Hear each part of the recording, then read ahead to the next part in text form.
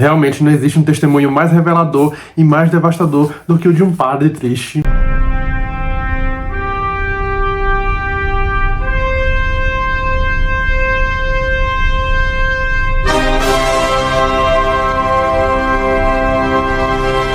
Opa, hoje então eu vou falar desse livro incrível que é o Diário de um Pároco de Aldeia, do francês Georges Bernanos, publicado pela primeira vez em 1936. Então esse foi meu primeiro contato aqui com Bernanos, que é um autor conhecido por trazer como protagonistas essas figuras religiosas. Ele foi, além de outras coisas, um grande ensaísta católico, e esse aqui é um dos romances mais marcantes da literatura francesa ali do século XX. É uma obra que recebeu ali um prêmio importante da Academia Francesa em 1950 e também foi eleito como um dos 12 melhores romances ali da primeira metade do século XX. Então, para começar a falar desse livro aqui, eu acho que vale a pena destacar uma fala aqui do próprio Bernanos, quando ele diz: ele terá servido a bom Deus na exata medida em que terá acreditado tê-lo desservido. Então é muito interessante essa ideia de um servo cuja verdadeira devoção se confirma justamente na dúvida sobre a própria fé, porque de certa forma vai ser justamente essa a ideia governante desse romance aqui, né? Mas afinal de contas, o que a gente vai encontrar aqui no Diário de um Pároco de Aldeia? É uma narrativa em formato de diário, em que a gente vai ter esses relatos desse jovem padre recém-nomeado ali para uma paróquia de uma aldeia ali no norte da França, um lugar chamado Embricourt. Ele é um padre de origem humilde, ele está debilitado ali por dores no estômago que ele vem sentindo, e aí quando ele chega nessa paróquia, ele vai encontrar uma comunidade espiritualmente arisca.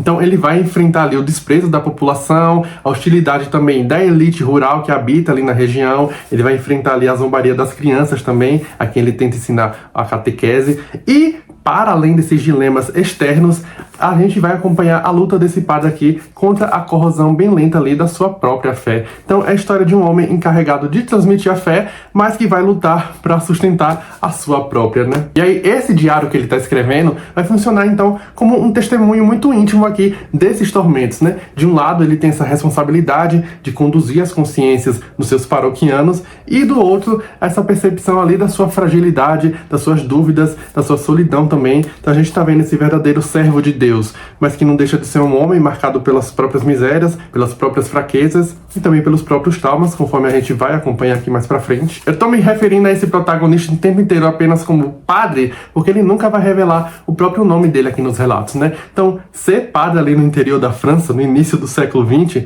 significava encarnar, então, literalmente ali a própria aprovação de Jesus Cristo. Então a gente tá vendo esse padre meio que tentando entrar nos próprios termos aqui em relação à sua fé, à sua experiência íntima ali com Deus, né? Eu lembrei bastante, inclusive, enquanto eu lia, do Alyosha Karamazov, ali dos irmãos Karamazov e do Dostoiévski, não por essa intensidade aqui desses conflitos que a gente vai encontrar, mas por se tratar justamente aqui também de um jovem religioso, tal qual ali o Alyosha, né? Um jovem religioso cuja devoção é tão inocente, tão discreta, uma existência ali quase anônima, e toda essa fé, toda essa devoção sendo constantemente posta à prova aqui pelo mundo, né? E aí, esse contexto histórico em que esse livro acontece, né, vai intensificar essa crise, porque a gente está falando aqui dos anos 30, no comecinho do século XX, e o Georges Bernanos está nos conduzindo ali ao momento em que a Igreja Católica já não tinha o mesmo espaço social e político que já havia tido, quando a presença deles parecia mais incontestável, né? Então trata-se de um tempo em que essa instituição havia perdido ali grande parte também da sua influência. A República Francesa já havia se separado da Igreja ali no comecinho do século,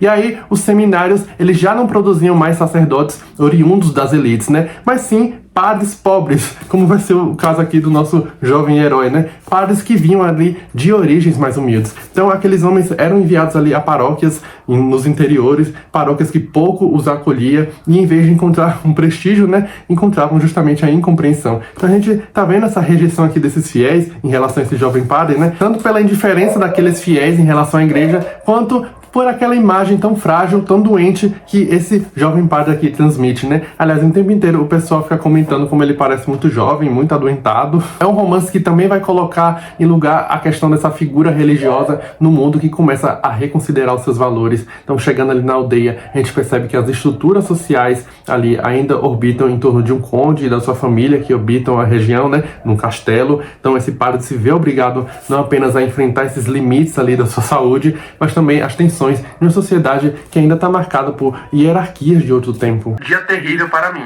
e o pior é que não me sinto capaz de qualquer apreciação razoável, moderada, sobre fatos cujo verdadeiro sentido talvez me escape.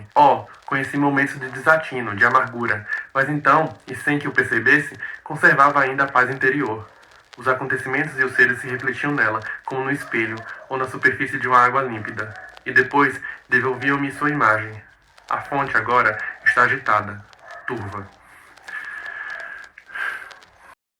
Esse livro aqui se divide em 3 partes. Na primeira parte, a gente vai ter a chegada na paróquia. O padre está relatando ali as suas primeiras experiências com a população pobre, né, desconfiada dele, aquele cotidiano todo. E aí, na segunda parte, que é a maior do livro, é quase o romance inteiro, a gente vai ter, de fato, o convívio dele com aqueles personagens, aqueles encontros, tentativas de diálogos, debates também muito acirrados aqui sobre a igreja, sobre o catolicismo, sobre a fé no mundo. É muito interessante isso. É um padre que basicamente só coleciona fracasso, é fracasso atrás de fracasso, coitado. E aí, mais pro final, ele vai ter uma conversa / sermão, / disputa ali bem importante com a condessa local, né, a esposa do conde, referente ali a um conflito familiar dela, que ele tá meio que envolvido. E aí esse episódio vai despontar em uma grande atitude dramática. A gente tá vendo então esse jovem padre como uma figura central também desse conflito aqui, dessa disputa familiar entre pessoas da elite, né. Ao mesmo tempo que nesse segundo capítulo a gente tá acompanhando essa crise de fé dele se agravando, ele tá ficando também cada vez mais doente, e paralelo a isso, ele também vai ficando mais arisco com a ideia de rezar, né, de falar com Deus. Ele simplesmente não tá mais conseguindo fazer isso. Então ele tem muitas dúvidas aqui apresentadas em relação à fé, ele tem medo também de estar perdendo a fé. E aí, sem dar spoiler, no final desse segundo capítulo, como eu falei, quase o romance inteiro, no finalzinho aqui ele vai receber uma notícia que vai intensificar, digamos assim, né, esse ponto em que ele se encontra. E aí, na terceira e última parte, que vai concluir aqui os trabalhos, a gente vê os desdobramentos desse novo relacionamento desse jovem padre ali com Deus e também com a fé, e o grande final aqui dele, né? Final bem triste, aliás. Então, nessas reflexões íntimas que esse jovem padre aqui tá fazendo, nessas interações com esses outros personagens, a gente vai ver aqui observações bem profundas sobre a religiosidade, sobre a igreja católica, sobretudo sobre a condição humana também. Então, é uma narrativa que vai sendo construída entre esses registros contemplativos, né, e esses diálogos que são bem intensos, são bem longos também, a partir desses encontros que o padre vai tendo. Então, tem algo de aparentemente muito banal em tudo aqui, naquela rotina, ao mesmo tempo que a gente também tá acompanhando uma escalada psicológica e espiritual aqui das crises externas e internas, né? Então, ao longo aqui da história, o padre vai ter encontros ali também com um tal de vigário de Torce, que é um religioso ali mais velho, que vai funcionar aqui como um mentor dele, né? A gente vai ter a relação aqui dele com outros locais, com comerciantes, com essa filha ali do conde que habita ali a região, né? Lembrando mais uma vez, é o próprio padre que está registrando isso. Vai ser interessante perceber nessas interações, né? Sempre essa postura muito humilde dele, quase servil, sempre disposto ali a se doar, mesmo que ele não encontre muito acolhimento.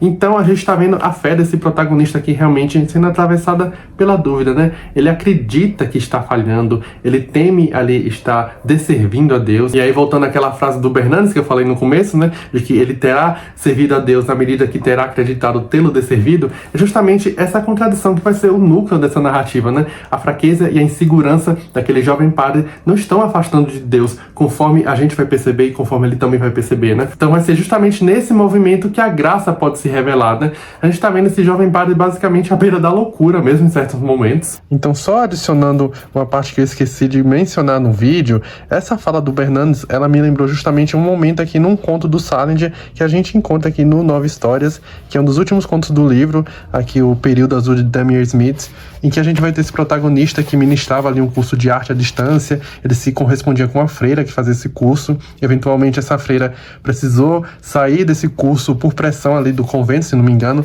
e aí esse protagonista fica muito abalado, e aí em dado momento ele vai mencionar aqui, né, todo mundo é uma freira. Então eu acabei me lembrando dessa frase, porque é justamente, mais uma vez, a gente tendo essa figura religiosa como um símbolo ali desse martírio da condição humana, né? E como o mundo, ele meio que casta e frustra essas nossas disposições, né? Enfim, me lembrei disso aqui e achei que era relevante também adicionar essa parte. E aí, outra coisa que eu achei muito interessante vai ser como que esse jovem padre vai encontrar nesse diário justamente uma forma de salvação, né? Então ele está externalizando seus pensamentos, os seus sentimentos. Ele fala em vários momentos que vai queimar aquele diário. Tem outros trechos também que ele retira, que ele risca, que ele fala que apagou uma coisa que escreveu ali, que a gente não chegou a ler, né? Então é muito interessante enxergar o ato de escrita desse diário aqui como uma forma também de oração, né? Uma forma ali de se comunicar com ele mesmo e, consequentemente, com Deus, porque basicamente é isso que a gente faz no momento de rezar, de orar, é refletir sobre as nossas dores, sobre as nossas contradições, sobre as nossas incertezas. Na escrita, na reza, é justamente essa tentativa de reorganizar o caos, né? Nunca se reza sozinho. Acaso minha tristeza foi grande demais? Pedi apenas que Deus viesse a mim. Não veio. Uma das conclusões mais marcantes que esse jovem padre vai ter aqui, né, é de que o verdadeiro inferno não é um lugar físico, mas um momento em que o homem deixa de acreditar em si mesmo, porque, em última instância, Deus habita dentro de todos nós, né? Então, deixar de acreditar em você mesmo é também deixar de acreditar em Deus. É uma visão que vai contrastar diretamente ali com aquela famosa máxima do Sartre, né, de que o inferno são os outros. Mas, enfim, a gente entende que é justamente na soma dessas derrotas desse padre que vai se revelar a verdadeira força aqui dessa obra, né? Então o Bernanos, ele tá mostrando aqui que a grandeza, ela pode nascer da fraqueza. Odiar a si mesmo é mais fácil do que pensam. A graça está em esquecer-se de si mesmo.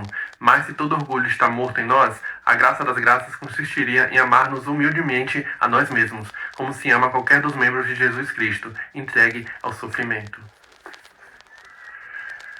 E aí, para concluir aqui, ler o Diário de um Pároco de Aldeia é justamente acompanhar como que a crise pode tensionar a fé até quase rompê-la, mas, paradoxalmente, também confirmar essa fé. Então é um limiar realmente muito delicado, que a gente vê, né, sem dar muito spoiler, que essa experiência de provação aqui não chega necessariamente a destruir esse jovem padre, mas, por fim, se torna o lugar onde a verdadeira graça realmente pode se inscrever. É interessante também quando Jorge Bernanos nos lembra que, para além da figura dos santos canonizados, né, todos nós precisamos de um espaço íntimo de diálogo com o divino, como aquele que a Joana d'Arc também manteve ali no cárcere, né, que, aliás, é outra figura que vai ser mencionada algumas vezes aqui, e cujo paralelo também pode ser estabelecido com a trajetória desse jovem padre, né. Se eu não me engano, Jorge Bernanos também tem um livro ali sobre a Joana d'Arc. Esse espaço íntimo de diálogo com o divino, né, ele pode assumir muitas formas, às vezes até a forma de um diário, mas é sempre muito essencial para sobreviver a essas provas mais duras. Então é muito interessante quando ele mostra aqui que essa ideia de santidade,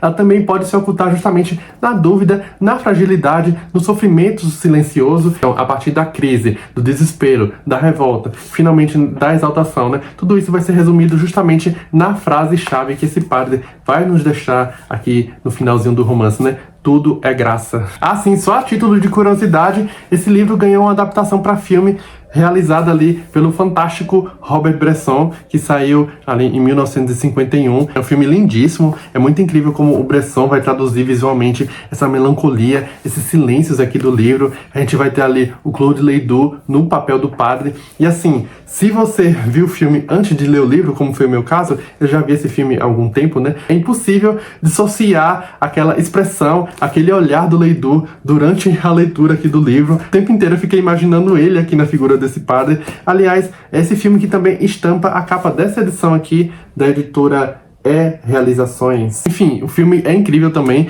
então fica a recomendação. É isso então, gente, eu gostei bastante aqui do Diário de um Pároco de Aldeia, já entrou no meu top da vida. Eu tô planejando também já ler outras obras aqui do Bernanos e trazer pro canal. Eu já tenho aqui em casa, que eu adquiri recentemente, o Sob o Sol de Satã. Então, eu não vou garantir nada, mas talvez ainda esse ano eu leia esse livro. Vamos ver.